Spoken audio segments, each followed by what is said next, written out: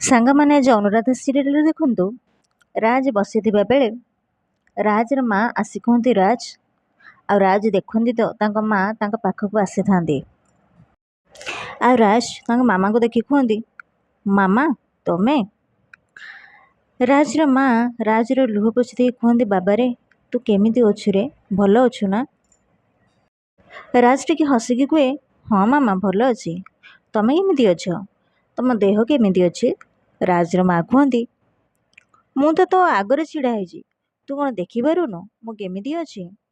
ହେଲେ ତୁ ଭଲ ଅଛୁ ବୋଲି ଯେତେ ବି ଅଭିନୟ କଲେ ତୋ ମନରେ କ'ଣ ଅଛି ମୁଁ କ'ଣ ଜାଣିପାରୁନି? ଆଉ ବେଶୀ ସମୟ ନାହିଁ ବାବା, ସବୁ ବ୍ୟବସ୍ଥା କରିସାରିଛି, ଖାଲି ଆଜି ରାତିଟା କଟିଯାଉ, ତୁ ଆଉ ଏଠି ରହିବୁନି, ମୋ ପାଖରେ ରହିବୁ, ଆମ ଘରେ ରହିବୁ। ରାଜ କୁହେ, ଏତେ ଥର ବେଲ୍ ରିଜେକ୍ଟ ହେଲା ପରେ ପୁଣି ଥରେ କାହିଁକି ମିଛ ଆସନା ଦେଉଛ ମାମା? ସମସ୍ତଙ୍କ ମୁହଁରୁ ସେ ଗୋଟିଏ ଆଶ୍ୱାସନା ଶୁଣି ଶୁଣି ମୁଁ ଧୈର୍ଯ୍ୟ ହେଇସାରିଲିଣି। ଆଉ ସେ ସମୟରେ ଏସ୍ କୁହେ, ଏଥର ବେଲ୍ ରିଜେକ୍ଟ ହବନି। ହଁ ରାଜ, ମାମା ତୋତେ ମିଛ ଆଶ୍ୱାସନା ଦେଉନାହାନ୍ତି, ବରଂ ସତ କହୁଛନ୍ତି।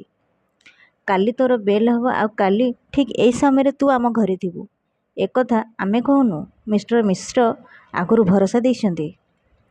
ରାଜ କୁହେ, ଅନୁକୁ ବିଶେଷ ଧନ୍ୟବାଦ, ସେ ଯଦି ଏ କେସ୍ଟା ମିଷ୍ଟର ମିଶ୍ରଙ୍କୁ ଦେଇନଥାନ୍ତେ ହୁଏତ ଆମେ ଏସବୁ ଆଶା ବି କରିନଥାନ୍ତେ।